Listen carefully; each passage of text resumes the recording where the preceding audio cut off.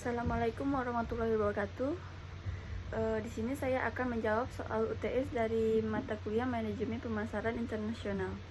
Terlebih dahulu saya akan memperkenalkan diri saya. Nama saya Pina Kurniawati, NIM 171041658. Dosen pengajarnya adalah Pak Adi Musalim SEMM. Langsung saja saya menjawab pertanyaan nomor 1. Pengertian manajemen pemasaran internasional menurut para ahli. Menurut George R. Terry, pengertian manajemen adalah suatu proses atau kerangka kerja yang melibatkan bimbingan atau pengarahan suatu kelompok orang-orang ke arah tujuan-tujuan organisasional maksud yang nyata. Yang kedua, menurut Mary Parker Follett. Mary Parker Follett mengatakan bahwa pengertian manajemen adalah sebagai suatu seni. Tiap-tiap pekerjaan bisa diselesaikan dengan orang lain.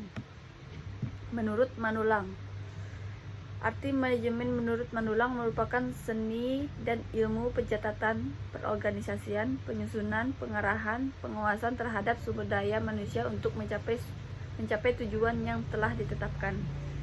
Yang kedua, mengapa mahasiswa perlu mempelajari manajemen pemasaran internasional? Satu alasan mendasar pentingnya belajar manajemen pemasaran karena pemasaran mempunyai peran yang sangat besar dalam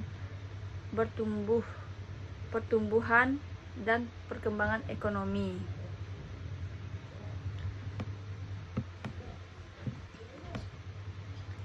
Yang ketiga, jelaskan cara menetapkan strategi produk internasional. Untuk memasarkan produk ke negara lain diperlukan langkah-langkah yang pada prinsipnya sama dengan langkah menyiapkan marketing plan di dalam negeri. Salah satunya adalah menyiapkan strategi segmentasi pasar. Memasarkan produk ke luar negeri berarti memperluas segmentasi geografis pemasaran produk. Dengan begitu, tentu saja akan ada konsekuensinya terhadap pasar yang akan dibidik, sehingga perlu dilakukan review kesesuaian antara produk yang akan dijual dengan pasar setempat. Dari sisi segmentasi demografi, psikografi, dan perilaku konsumen. Langkah ini penting untuk memastikan strategi apa yang akan diambil untuk mendapatkan pasar di luar negeri. Karena dengan demikian, para pembisnis dapat mengetahui nilai-nilai apa saja yang dapat diterapkan secara tepat kepada pasar yang akan dituju.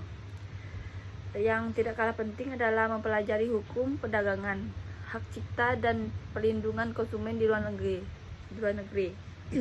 Hal ini berkaitan dengan lancar tidaknya aktivitas bisnis yang sedang dijalankan di kemudian hari. Selain itu, jangan lupa untuk melakukan analisis rantai nilai value chain dari bisnis seperti supplier, distribusi, kompetitor, dan lainnya. Dengan begitu, bisnis yang dijalankan di luar negeri menjadi bisnis yang berkelanjutan. Nomor 4, strategi yang menetapkan harga yang efektif untuk pasar internasional adalah strategi yang dipengaruhi oleh persaingan dan biaya dalam mengambil keputusan menyangkut harga. Cara menerapkan strategi harga internasional. Yang pertama, scheme the cream. Cara yang satu ini dianjurkan jika dalam penerapannya tidak memiliki pesaing atau tidak ada produk atau jasa yang sejenis, sehingga bisa dikatakan cara satu ini adalah cara yang digunakan jika keadaannya longgar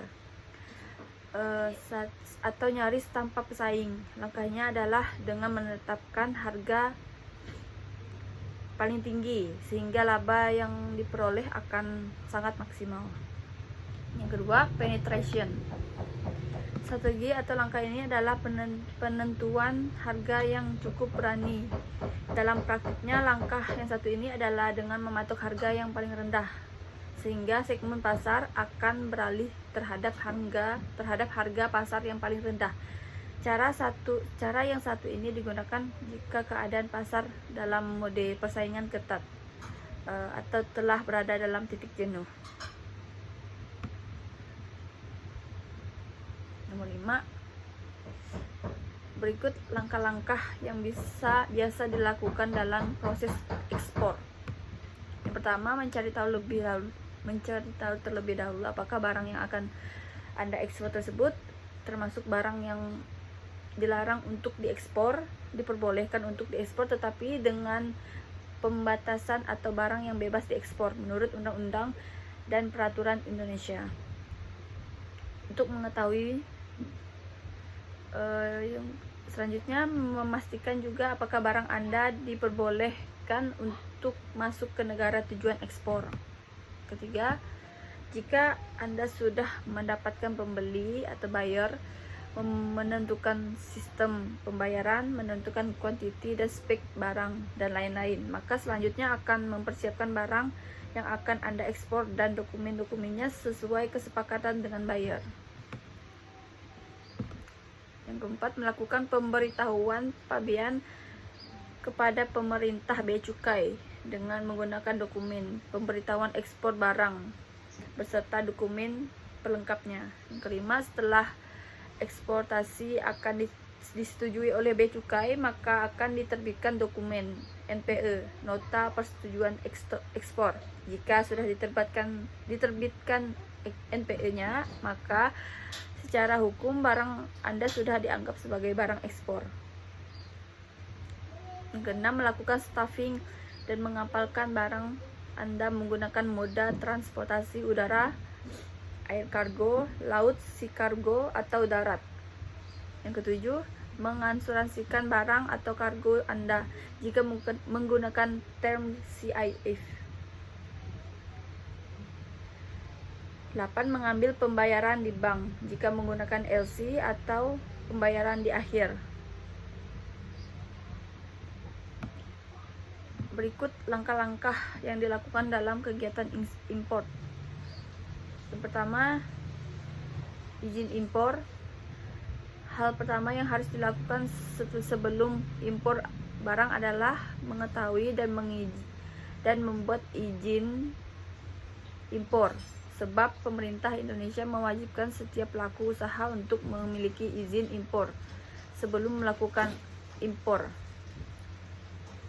Izin impor di Indonesia dibuktikan dengan pemilikan API atau angka pengenal impor. API ini pun juga dibedakan menjadi dua tergantung dengan penggunaan dan tujuan impor yang dilakukan.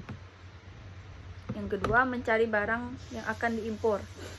Setelah memiliki API, tentu selanjutnya akan mencari barang yang akan diimpor. Mencari barang impor bisa dilakukan dengan beberapa cara. Pertama, kamu bisa mencarinya dengan marketplace seperti Alibaba, AliExpress, eBay, Amazon, dan lainnya. Atau kamu juga bisa mencarinya secara langsung dengan menggunakan berbagai pameran barang impor atau mendatangi pabrik langsung di luar negeri.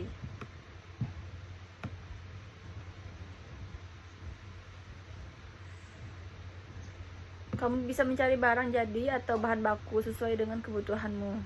Sesuaikan dengan API sebagai izin impor dengan impor yang ingin kamu lakukan. Apakah itu bahan produksi atau langsung untuk dijual kembali. Yang ketiga, menentukan Incoterms. Menentukan Incoterms jika sudah mendapatkan partner impor. Selanjutnya adalah menentukan sistem penjualan internasional. Seperti yang diketahui, terdapat Incoterms untuk menentukan kontrak sistem penjualan dan pengiriman internasional. Biasanya dalam perdagangan internasional hanya barang disertai dengan Incoterms ini.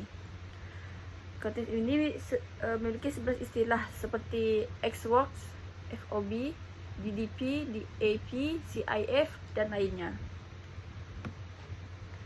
Menentukan Incoterms dalam impor ini dapat mempermudah dan memperjelas mengenai hak dan kewajiban bagi buyer dan seller, mengenai tanggung jawab dan hal yang dibebankan selama pengiriman barang, termasuk asuransi pengiriman barang. 4. perhatikan aturan mengenai barang impor. Kemudian pahami juga mengenai aturan dari barang yang akan diimpor. Cari tahu HS kode dari barang tersebut untuk mengetahui regulasi serta pajak yang dikenakan terhadap barang tersebut. Sebab tidak semua barang bisa diimpor.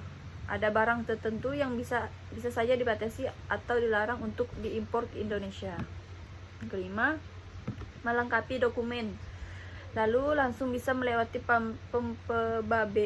kepabeanan Indonesia. Jangan lupa untuk melengkapi beberapa dokumen sebagai persyaratannya. Dokumen tersebut terdiri dari invoice, bill of lading atau airwell bill, packing list, dan juga certificate of origin jika dibutuhkan.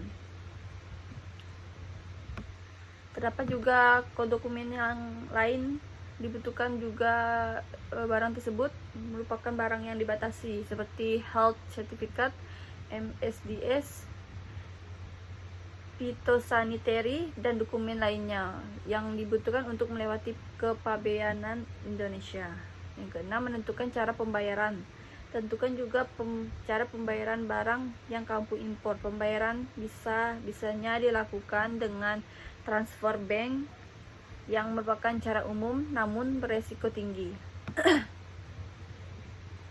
Lalu kartu kredit, vessel incasso, letter of credit, yang juga salah satu cara umum untuk perdagangan internasional, dan juga open account.